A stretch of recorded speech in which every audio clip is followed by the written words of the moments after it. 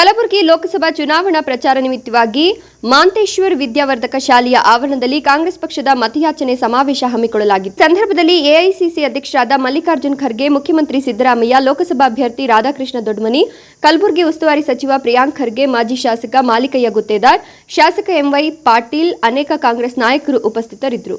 Manjunath Hadapad, NKS ಟಿವಿ4, Kalaburagi. ಅವರು ಕೂಡ ಇವತ್ತು ಬಿಜೆಪಿಯನ್ನು ತೊರೆದು ಕಾಂಗ್ರೆಸ್ ಪಕ್ಷವನ್ನು ಸೇರಿದ್ದಾರೆ. ಅವರೆಲ್ಲರಿಗೂ ಕೂಡ ಹೃತ್ಪೂರ್ವಕವಾಗಿ ಪಕ್ಷಕ್ಕೆ ಸ್ವಾಗತ ಮಾಡ್ತೇನೆ ಅಂತಕ್ಕಂಥ ಮಾತುಗಳನ್ನು ಹೇಳಲಿಕ್ಕೆ ಬಯಸ್ತಾ ಇದ್ದೇನೆ. ಅಫಜಲ್ಪುರದಲ್ಲಿ ಎಂವೈ ಪಾಟೀಲ್ರು ಸಿಟ್ಟಿಂಗ್ MLA,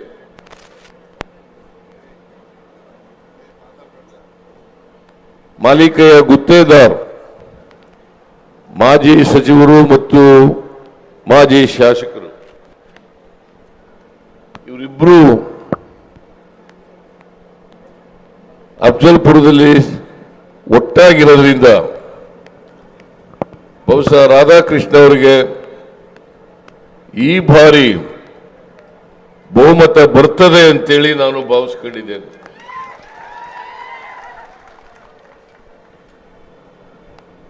ಇವರೆಲ್ಲರ ಸೇರ್ಪಡೆಯಿಂದ ಕಾಂಗ್ರೆಸ್ ಪಕ್ಷಕ್ಕೆ ಶಕ್ತಿ ಬಂದಿದೆ. ಈಗ ನನಗಿರ್ತಕ್ಕಂಥ ಮಾಹಿತಿ ಪ್ರಕಾರ ಗುಲ್ಬರ್ಗದಲ್ಲಿ 100% ರಾಧಾಕೃಷ್ಣ ಅವರು ಈ ಸಾರಿ ಗೆದ್ದು ಲೋಕಸಭೆಗೆ ಹೋಗ್ತಾರೆ ಅಂತಕ್ಕಂಥ ಮಾಹಿತಿ ಇದೆ.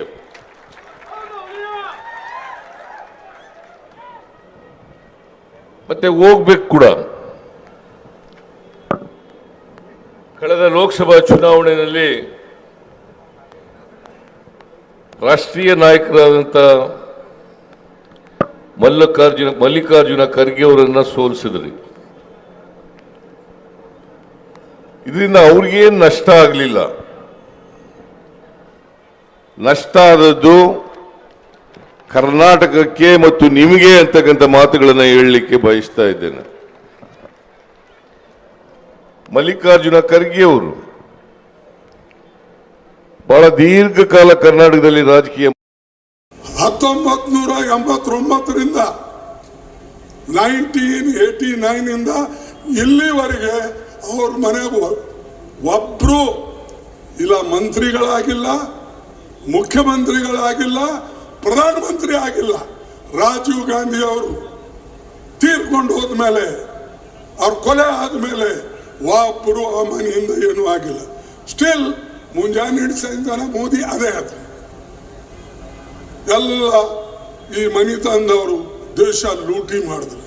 ಎಲ್ಲದಪ್ಪ ಲೂಟಿ? ಪ್ರಧಾನಮಂತ್ರಿ ಹೋಗಿ ತಗೊಂಡ್ಬ, ಎಲ್ಲ ಕೆದರಿ.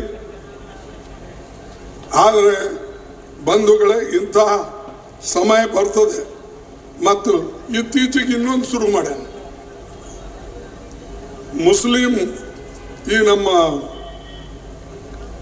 ಚುನಾವಣೆ ಮ್ಯಾನಿಫೆಸ್ಟೋ ಏನಿದೆಯಲ್ಲ, ಎಲೆಕ್ಷನ್ मैनिफेस्टो ये मुस्लिम लीग का छाप है. ಮುಸ್ಲಿಂ ಲೀಗ್ ಅದ ಅಂತೇಳಿ ನನಗೇನು ಅರ್ಥನೇ ಆಗಲಿಲ್ಲ.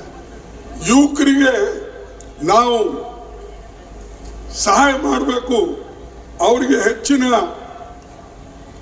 ನೌಕರಿಗಳು ಕೊಡಬೇಕು ಮತ್ತು ಅಪ್ರೆಂಟಿಸ್ಶಿಪ್ ಟ್ರೈನಿಂಗ್ ಕೊಡಬೇಕು. 30 ಲಕ್ಷ ವೇಕೆನ್ಸಿಗಳು ಸರ್ಕಾರದಲ್ಲಿವೆ, ತುಂಬಬೇಕು ಅಂತ ಹೇಳಿದ್ದೇವೆ.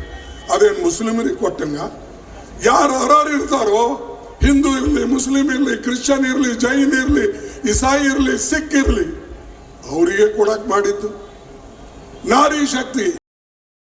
ಆರಿಸ್ತೀವಿ ಅಂತ ಪ್ರಾಮಾಣಿಕವಾಗಿ ಪ್ರತಿಜ್ಞೆ ಮಾಡಬೇಕಾಗಿದೆ.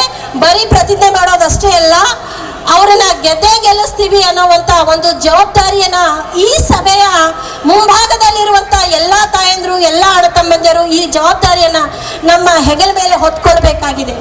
ಇದು ಬಹಳ ಅತ್ಯಂತ ಅವಶ್ಯಕತೆಯಾಗಿದೆ. ಒಬ್ಬ ಸಾತ್ವಿಕ, ಸಮದರ್ಶಿ, ಸಜ್ಜನ ರಾಜಕಾರಣಿ, ಶಿಕ್ಷಣ ಪ್ರೇಮಿ ಆಗಿರುವಂತ ಸನ್ಮಾನ್ಯ ಶ್ರೀ ರಾಧಾಕೃಷ್ಣ ದೊಡ್ಡಮನಿ ಸಾಹೇಬರಿಗೆ ನಾವು ಅಮೂಲ್ಯವಾದಂತ ಮತ ಕೊಟ್ಟು ಗೆಲ್ಲಿಸಬೇಕಾಗಿರೋದು ಅವಶ್ಯಕತೆ ಅಲ್ಲ, ಬಹಳ ಅನಿವಾರ್ಯವಾಗಿದೆ. ತಾಯಂದ್ರೆ ದಯಮಾಡಿ ಸ್ವಲ್ಪ ಗಮನ ಕೊಡಿ. ಇವತ್ತಿನ ದಿನ 10 ವರ್ಷಗಳ ಹಿಂದೆ ಈ ರಾಷ್ಟ್ರವನ್ನ ವಿಶ್ವಗುರು ಮಾಡ್ತೀನಿ ಅಂತ ಅಧಿಕಾರಕ್ಕೆ ಬಂದಂತ ಸನ್ಮಾನ್ಯ ಮೋದಿಜಿ ಅವರು ಕೇವಲ 10 ವರ್ಷದಲ್ಲಿ ಈ ಇಡೀ ದೇಶನ ಬಹಳ ದುಸ್ಥಿತಿಗೆ ತಲುಪಿಸಿದ್ದಾರೆ. ಈ ದೇಶವನ್ನ ಅತ್ಯಂತ ಕೆಟ್ಟ ಒಂದು ಪರಿಸ್ಥಿತಿಗೆ ಹಾಕಿದ್ದಾರೆ. ಅದಕ್ಕೆ ಬೇಕಾದಷ್ಟು ಉದಾಹರಣೆಗಳು ಕೂಡ ನಮ್ಮ ನಾಯಕರು ಕೊಟ್ಟಿದ್ದಾರೆ. ಮೋದಿಜಿ ಅವರು ಅಧಿಕಾರಕ್ಕೆ ಬಂದಾಗ ಮೊದಲೇ ಹೇಳಿರೋದು ಭ್ರಷ್ಟಾಚಾರವನ್ನ ನಿರ್ಮೂಲನೆ ಮಾಡ್ತೀನಂತ. ಭ್ರಷ್ಟಾಚಾರವನ್ನ ತೆಗೆದುಹಾಕಿ ಸಮೃದ್ಧ ರಾಷ್ಟ್ರವನ್ನ ನಿರ್ಮಾಣ ಮಾಡ್ತೀನಿ ಅಂತ ಬಂದಂತ ನರೇಂದ್ರ ಮೋದಿ ಅವರು ಇವತ್ತಿನ ದಿನ ಇಡೀ ಗ್ರಾಮ ಪಂಚಾಯತ್ ಹಿಡ್ಕೊಂಡು ಹಳ್ಳಿಯಿಂದ ಹಿಡ್ಕೊಂಡು ಪಾರ್ಲಿಮೆಂಟ್ ವರೆಗೂ ಮತ್ತೆ ಪ್ರತಿಯೊಂದು ಹಳ್ಳಿಗಳಲ್ಲಿ ದಿಲ್ಲಿಯಲ್ಲೂ ಕೂಡ ಇವತ್ತು ಭ್ರಷ್ಟಾಚಾರದ ನಿರ್ಮೂಲನೆ ಆಗಿದೆನಾ? ಭ್ರಷ್ಟಾಚಾರದ ನಿರ್ಮೂಲನೆ ಮಾಡಕ್ಕೆ ಅವ್ರ ಕಡೆಯಿಂದ ಸಾಧ್ಯ ಆಗಿಲ್ಲ. ಯಾಕಂದ್ರೆ ಎಲ್ಲಾ ಭ್ರಷ್ಟಾಚಾರಿಗಳು ಇರೋದು ಅವರ ಪಕ್ಷದಲ್ಲೇ. ಎಲ್ಲಾ ಭ್ರಷ್ಟಾಚಾರಿಗಳ